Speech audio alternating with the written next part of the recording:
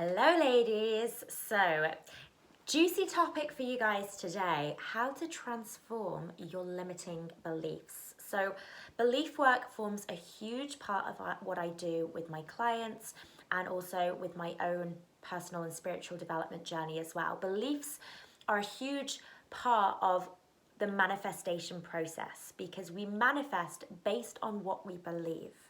Okay, so whatever you believe about yourself and the world around you is going to dictate what you see in your physical world. So if you believe that you can't, chances are you probably won't. Now, what's really interesting about beliefs is that we've got the beliefs that we're aware of. So these are the beliefs that sit at the conscious level. And this can be kind of like your day-to-day internal chitter-chatter. So, oh, what if I fail? Or making money is so hard. Building a business is a massive struggle. Like, what are the things that you notice going on in your brain on a day-to-day basis? Like, that's your conscious beliefs. Your other beliefs, and these are the beliefs that actually control 80 to 90% of your outcomes. So these are the big ones, right? 80 to 90% of what you are experiencing in your physical world is to do with your subconscious beliefs. So your subconscious programming, these are your beliefs and the things that you're thinking on rinse and repeat without you being consciously aware of it. It's kind of like, let's say you go and ride a bike. You ride a bike and you're not having to think about, okay, now I push my left foot, now I push my right. You're not kind of having to consciously think about that. You just get on that bike, assuming that you can ride a bike, that is. You just get on that bike and you start to go. It's your subconscious mind at work. Breathing, that's your subconscious mind at work. These things that you do on autopilot. And these subconscious beliefs, that's the thing, they are running on autopilot. You are believing these things without necessarily having awareness. So the first thing when it comes to transforming your limiting beliefs is figuring out what is going on within that subconscious mind. And this is where I think when people are doing work to change their beliefs, I think this is where a lot of people come unstuck and they think, well, I'm doing all of this work on my beliefs, but my desires still are not manifesting. And it's because they've only really been working on what they consciously are aware of. Those subconscious blocks still exist, and it's those subconscious beliefs that are then shaping their reality. Now, subconscious beliefs, what's really interesting about the subconscious mind is that a lot of those beliefs are formed at a very, very early age. So as a child, we are like sponges. Our brain as children operates in a predominantly theta state. So a theta state is a sort of this deeply receptive state, a relaxed state where we just absorb everything that's going on around us. And this is why children they're so good at learning things like a new language. Or learning anything, to be honest, because they're just constantly absorbing information. Now, it can serve us in many ways for, developing as a human, but it also doesn't serve us in that our brain doesn't, distinguish between sort of the good and the bad. It will just absorb anything that's kind of thrown at it. And so sometimes the things that we absorb are things that don't necessarily serve us, and these can be beliefs. So often these are going to be the beliefs of the people that have raised us, or our environment. So it could be like the beliefs of our parents or beliefs of teachers, anybody that's had a big impact on your life, especially between the ages of 0 to 7 when we are the most receptive. Those thoughts and ideas and beliefs we can often adopt as our own. We've got to remember that these are just, the beliefs are not fact, right? So often what happens, we adopt these things as beliefs and we take them to be true. We believe them to be true. And we allow then our lives to be dictated by these beliefs.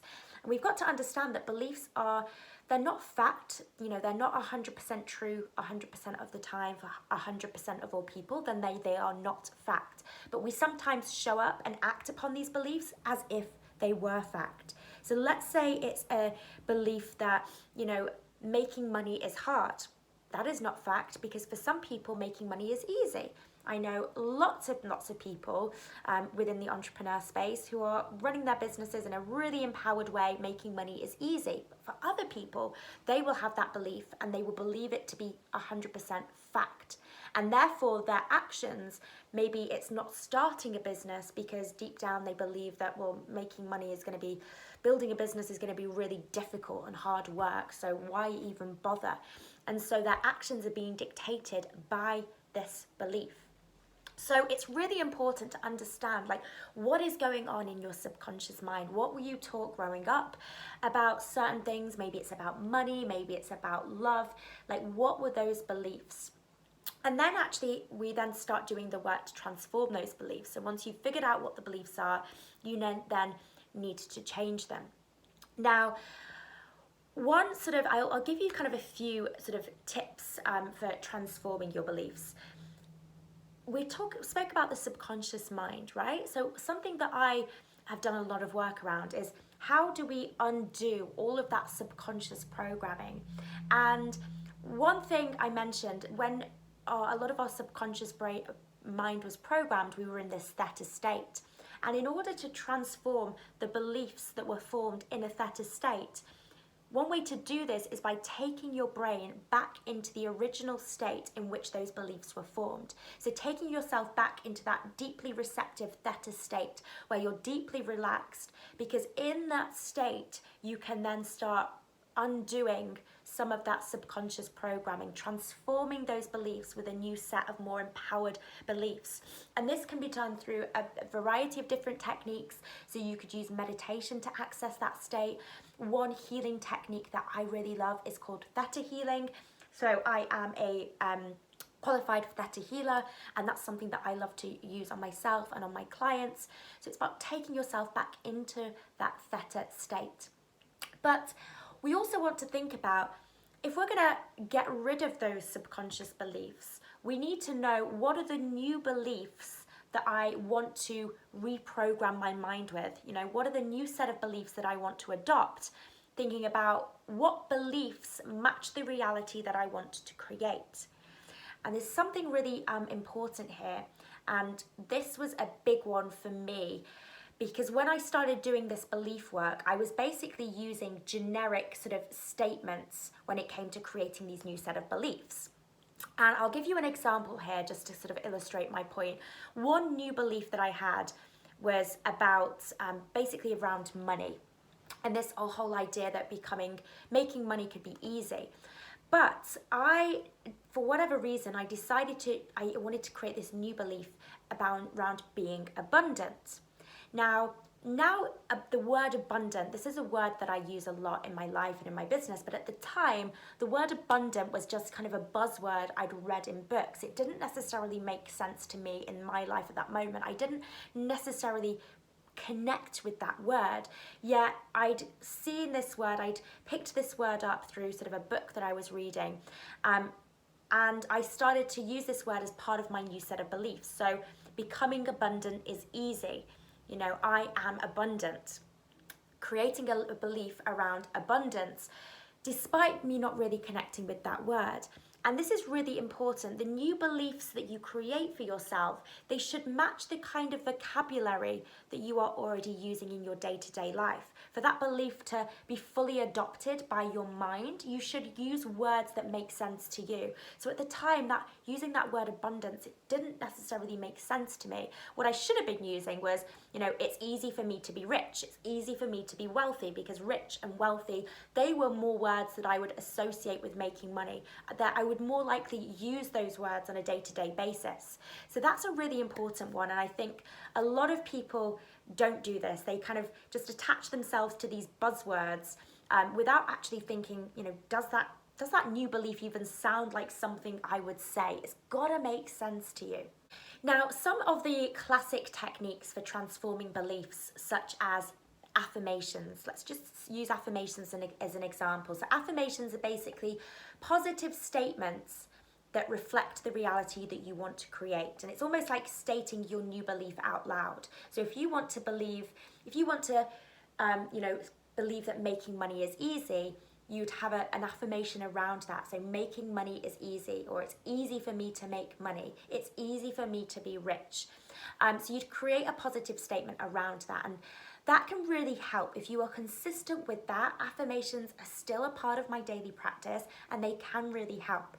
However, affirmations alone, just saying the statement, is not enough. You can't just go through the emotions, because we manifest based upon how we feel.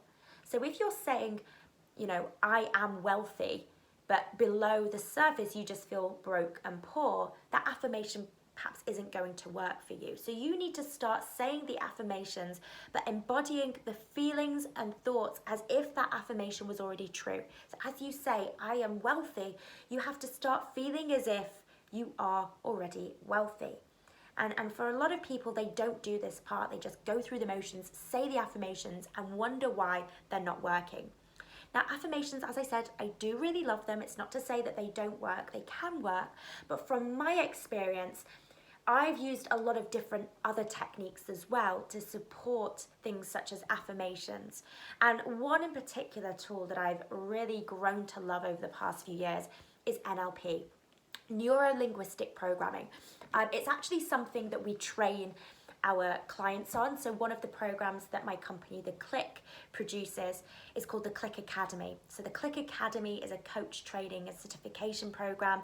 And one of the modalities that we teach our students is neuro-linguistic programming, NLP. And the reason why I love this so much is because affirmations, typically they're going to take a long time. You don't just say, I am wealthy, 10 times, and the next morning you wake up and there's a bag of money on your doorstep, sadly. The affirmations take time.